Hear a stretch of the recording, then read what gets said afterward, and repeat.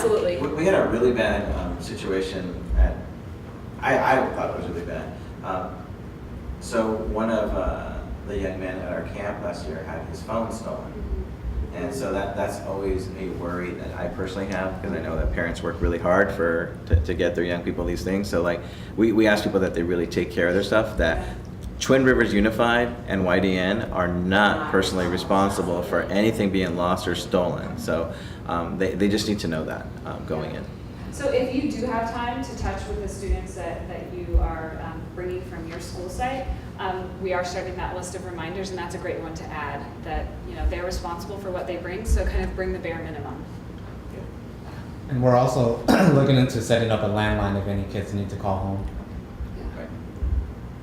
So I guess the other really most important thing that we want to highlight about your role as an adult leader at camp is this top section on the green sheet right here. So like James said, in going over the agenda, we expect you guys to be there at 7 in the morning on the 28th, because you will have roles and responsibilities first thing in the morning.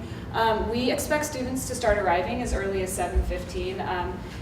If everything is going like smoothly, even better than according to plan, we might take off around 7:30, but our hope is that we are on the road by no later than 8 o'clock. And so that means we need adult leaders there to help sign in, pass out name tags, make sure that they're with the right group leader, tag bags, help load the bus, so you guys will definitely be on and ready to go at 7 o'clock the day of.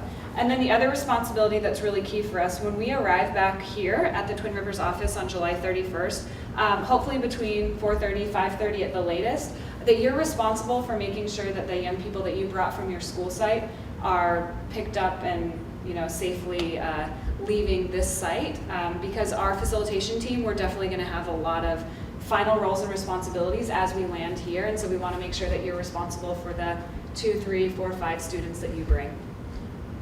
Couple of questions.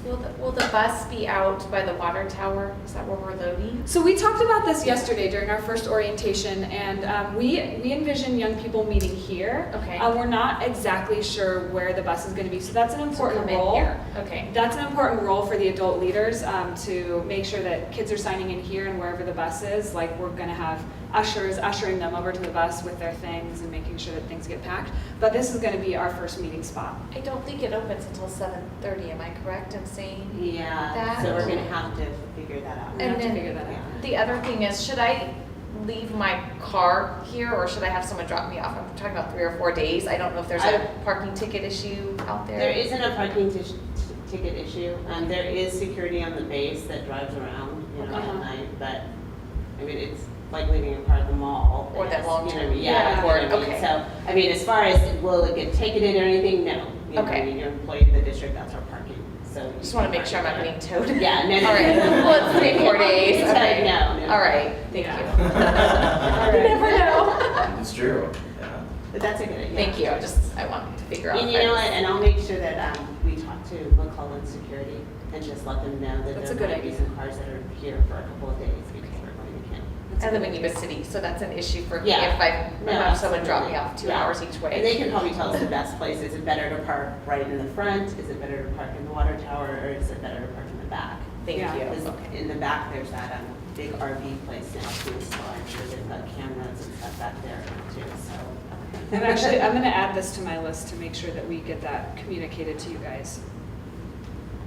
Okay, so the last thing that we wanted to cover after camp. So after camp, we definitely are going to be setting aside about 2 hours to do a debrief process of camp. So the facilitation team will be there, the YDN team and the Twin Rivers team will be there, and we're asking adult leaders to be there also.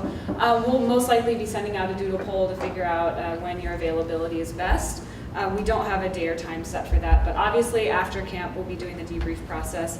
And you have a particular role and responsibility based on if you're a school site leader or not a school site leader. And honestly, this is going to be kind of one of the most challenging elements of the post-camp process. So if you are a school site leader, if you are in the classroom or on campus, it's really your responsibility, and it's critical that you share the information with your class once you get back. So maybe only a couple of your students who are in leadership were able to attend camp. So with your team, with your camp team, it's really important to bring that information back to the rest of your school site or your classroom. If you are not a school site leader, this is a particular challenge. So you're either sharing this information back with the leadership team or you're connecting with that liaison back at the campus. And I think 2 of you are in a good place because you're on campus and this is going to be easy for you to work with the students that you're bringing back. And if you're transitioning, if you're not a school site leader, you're really going to have to be in constant communication with the school site leader back at your site. Yes. Yeah. And I think that situation is probably going to be different for everybody, so we'll have to work through that after the camp process. Absolutely. Okay, so we're ready to get a little active, to do something engaging, but During the debrief, there'll be some more people in the room. They'll be like, who are these people? There will be the external evaluators. So we have external evaluators evaluating this camp heavily, and that's to really inform Twin Rivers Unified School District leadership and board of the power of camp and what it does for young people and for the adults and the relationships that they have. And so you'll be receiving all of those reports as well. It's not like that stays with us or stays with the district. Everyone who attends camp will be receiving all of the assessments and evaluation data. So yeah, there's a lot of cool stuff that comes with this one for sure. yeah. Okay, we're ready to get a little active. Before we do that, just breezing over the rest of the papers in the packet. So you have your adult leader expectations, the code of conduct that we're asking students and I guess adult staff to sign, important dates to remember, and finally this pack list, so what to bring. And the item that we're adding to that is a bathing suit and towel. Okay, so here's what we're going to ask you to do. Now you know your roles and responsibilities as an adult leader for camp. We want to know what skills and talents that you are going to bring as an adult leader, or maybe things that you want to highlight that the ideal adult leader would bring to camp. So what we're going to ask you to do, again, I'm going to separate you guys so you can partner with someone else in the room. With a large piece of butcher paper, create an outline of a body. So you can actually trace somebody, or you can just do your best to create an outline of a body.